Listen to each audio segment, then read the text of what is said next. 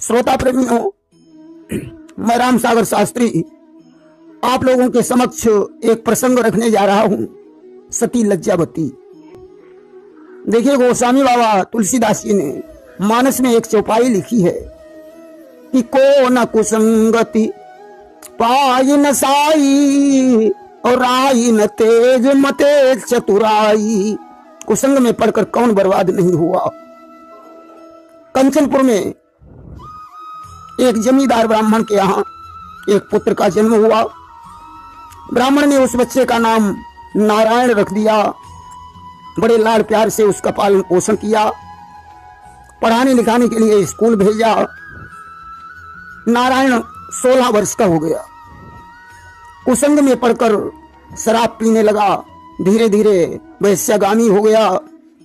पिताजी को जब पता चला कि पुत्र बिगड़ रहा है, उन्होंने नारायण को समझाया, बेटा कि धन और धर्म बल और तेज इसमें बेकार गमाओ ना।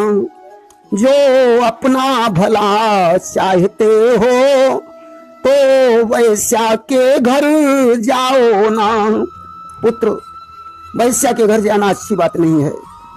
इससे धन धर्म और तेज नष्ट होता है।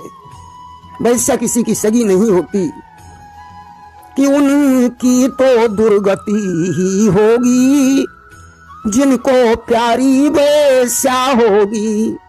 जो सगे बाप की सगी नहीं, वो किसी और की क्या होगी। जिन्हें वैश्या से प्रेम होता है, उनकी दुर्गति ही होती है। वैश्या अपने बाप की भी सगी नहीं होती है। उसे तो सिर्फ दौलत से प्रेम होता है कि कोकिला शिवानी पे नागिनी निहानी विष और दोष दुख कि दोष दुख दानी एक दाम की दीवानी है। मीठी मीठी बातें सुनाकर वैश्याएं तो लोगों का धन लूटती हैं कि कुंवर धोखा खा जाओगे, बुरे कर्म का बुरा नतीजा एक दिन पाओगे। बेटा, तुम्हें वैश्या से धोखा ही मिलेगा और इस कुकर्म का तुम्हें भी दंड प्राप्त होगा, क्योंकि शरीर से जो पाप होता है वह भोगना पड़ता है। कि जो पातक कायाते होई और बिनु भुगते छूटे नहीं कोई। बेटा तो शराब के नशे में था, उसे यह शिक्षा बिल्कुल अच्छी नहीं लगी। उसने कहा, बस पिताजी बहुत सुन लिया, अब यह उपदेश देना बंद कर दो। पिताजी शांत हो गए। रात्रि काल में ब्राह्मण ने अपनी पत्नी से सलाह की कि पुत्र को सुधारने के लिए क्या करना चाहिए। पत्नी ने कहा, स्वामी ऐसा करो, कोई सुंदर सुशील लड़की देखकर नारायण की शादी कर दो। जब पत्नी आ जाएगी तो पुत्र खुद वैश्या के घर जाना बंद कर देगा। आज ब्राह्मण ने वही किया, भगवान का नाम लेकर उसका विवाह कर दिया। कि प्रभु से डोर लगाई है, किया पुत्र का ब्याह पतिव्रता नारी आई है। रति का मान घटाती थी, लाजवती के कारण लज्जावती कहाती थी। बड़ी लज्जाशील थी, इसीलिए उसका नाम लज्जावती था। जिसकी सुंदरता के आगे मानो रति की आभा भी फीकी पड़ रही थी। इतनी सुंदर नारी को पाकर भी नारायण की चाल नहीं बदली। उसने वैश्या के घर जाना बंद नहीं किया। पहुंच गया है वैश्या के घर में। वैश्या ने कहा, अब तो तुम्हारे घर में नारी है, अब यहाँ आना बंद कर दो। अब तुम्हें एक ही रास्ता चुनना पड़ेगा, पत्नी या मैं। नारायण ने कहा, अरे क्या पत्नी की बात कर रही हो? वो तो मेरे पिताजी ने जबरदस्ती मेरा विवाह कर दिया, मुझसे उससे कोई मतलब ही नहीं है। आप बताएं, मैं आपके लिए क्या सेवा कर सकता हूं? वैश्या ने कहा, अगर तुम वास्तव में मुझे चाहते हो तो अपनी पत्नी के वस्त्र और आभूषण लाकर मुझे दे दो। नारायण ने कहा, अरे ये कौन सी बड़ी बात है, अभी ला रहा हूं। घर में पहुंचा, लज्जावती सीकों की चटाई पर लेटी हुई थी। आज स्वामी को देखकर बड़ी प्रसन्न हुई। कि सीकों की सुघड़ चटाई पर वह गृह लक्ष्मी थी पड़ी हुई, जब स्वामी को आते देखा गंभीर भाव से खड़ी हुई। आज सुंदर आरती बनाकर स्वामी की आरती करने लगी कि आरती लेकर आई है, बोली मोहनी मूर्तिनाथ ने आज दिखाई है, तुम्हारे दर्शन की प्यासी, बिना तुम्हारे तड़प रही है शरणों की दासी। नाथ, आज आपने दर्शन देकर मुझे कृतार्थ कर दिया, परंतु आपका चेहरा गमगीन क्यों है? कि कौन सी चिंता छाई है, बिना तुम्हारे नाथ न मैंने रोटी खाई है। स्वामी, आपको बिना खिलाए मैं खाना कैसे खाऊं? आप लेट जाइए, मैं आपके शरण दबा देती हूं, इसके बाद आप भोजन करें। नारायण ने क्रोधित होकर आरती फेंक दी और बोला, तूने खाना खाया या नहीं खाया, मुझे इससे कोई लेना देना नहीं है, बस जल्दी से ये माल जेवर उतार दे और विवाह की सारी साड़ियां मुझे दे दे। आज कोड़े मार मार कर विवाह के सारे वस्त्र उतरवा लिए और जाकर वैश्या को दे दिए। इधर बहू का हाल देखकर नारायण की माता का प्राणांत हो गया। कुछ दिनों बाद पिताजी ने भी अपना शरीर छोड़ दिया। अब तो घर में बेचारी लज्जावती ही रह गई, छाती पीट पीट कर विलाप कर रही है। नारायण ने उनका अंतिम संस्कार किया और बिल्कुल आजाद हो गया। कि दुखियों की खाली जाति कभी टेर नहीं है, टेर नहीं है, भगवान के घर देर है, अंधेर नहीं है, अंधेर नहीं है। दुखियों की पुकार कभी खाली नहीं जाती। भगवान के यहाँ देर हो सकती है मगर अंधेर नहीं हो सकता है। कि प्रभु की लीला है न्यारी, हुआ कोढ़ उत्पन्न दुष्ट की करने को ख्वारी।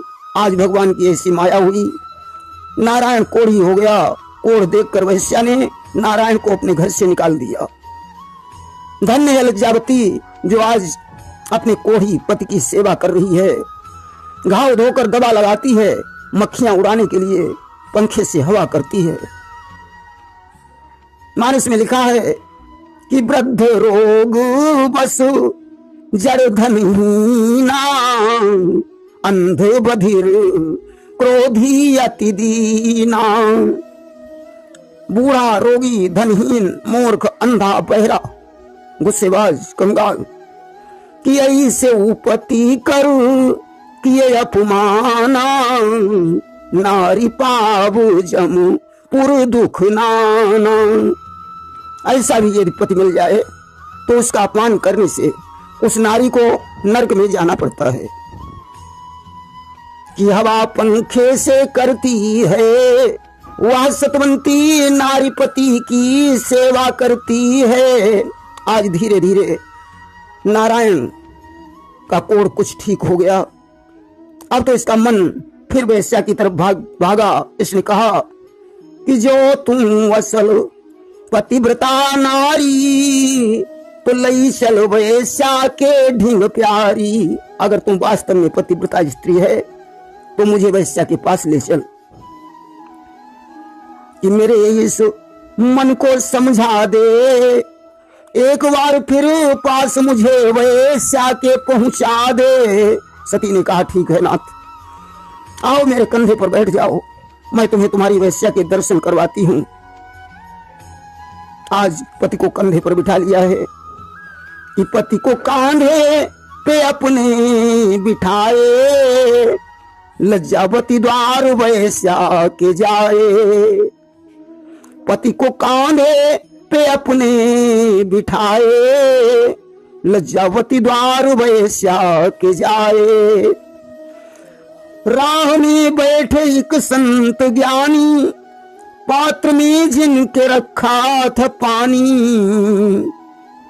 नीर फैला मुनि जी रिसाए, लज्जावती द्वार वैश्या के जाए।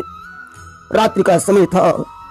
लज्जावती अपने स्वामी को कंधे पर बैठाए हुए वैश्या के दरवाजे पर जा रही थी।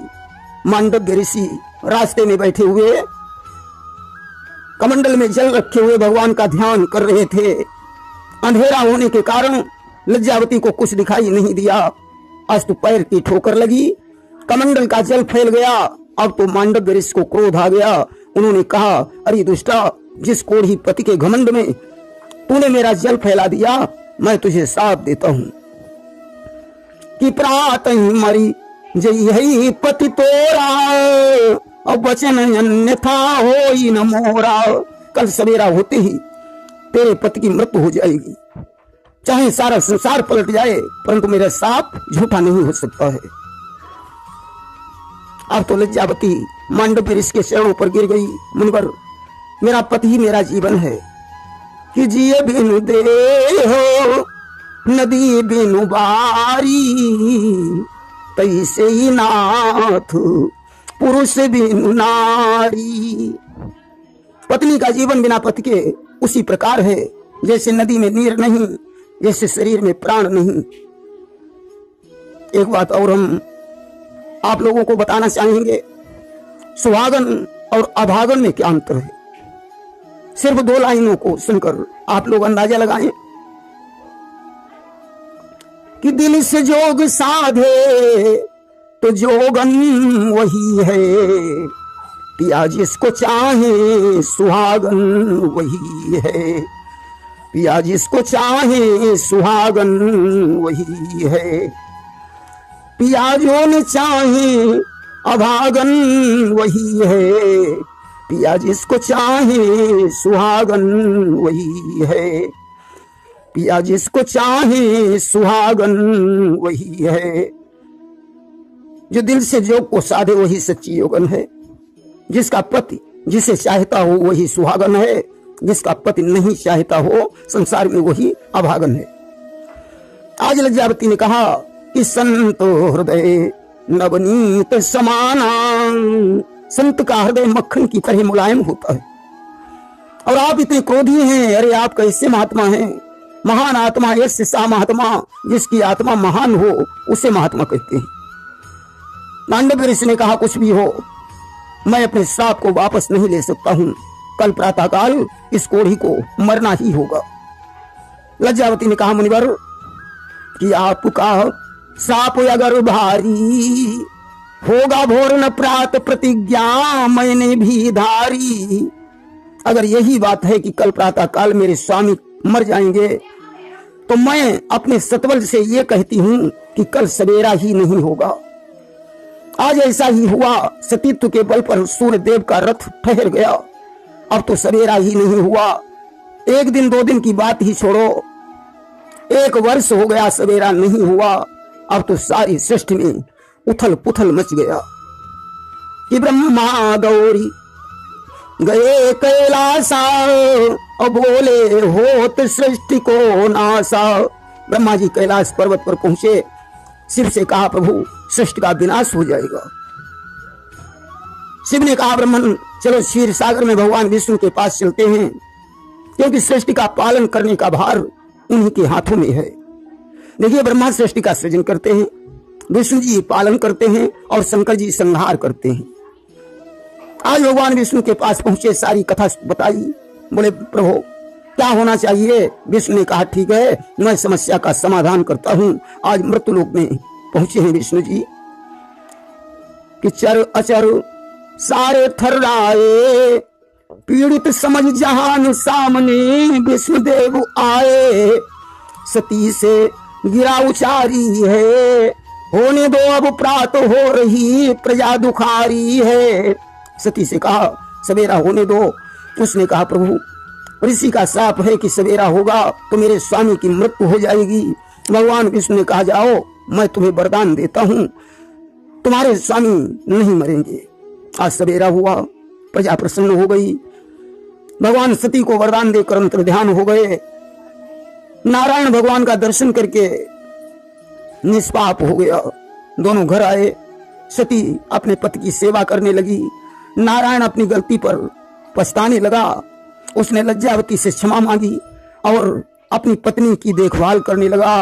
प्रेम से बोलिए वृंदावन बिहारी लाल की जय।